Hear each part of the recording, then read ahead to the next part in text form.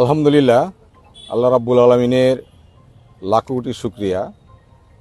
ময়মনসিংহের ঐতিহাসিক circuit house মাঠে ইতিহাসের অংশ হিসাবে আমরা যে উদ্যোগ গ্রহণ করেছি এবং তার জন্য যে আয়োজন, সেই আয়োজন সম্পন্নর পথে আমরা ময়মনসিংহে দলমত নির্বিশেষে আমাদের যে আকাঙ্ক্ষা ছিল, আমি আল্লাহ রাব্বুল আলমিনের দরবারে শুকরিয়া আদায় করি যে শেষ পর্যায়ে এসে আল্লাহ রাব্বুল আলমিন আমাদের সেই আকাঙ্ক্ষাকে আল্লাহ তাআলা পূর্ণতা দান করেছেন। এই জন্য আল্লাহ রাব্বুল আলমিনের আবারও শুকরিয়া, আলহামদুলিল্লাহ। এবং আমি আশা করি যে আমাদের এই মাহফিল এখন আর কোনো একটা গণ্ডির মধ্যে সীমাবদ্ধ নেই।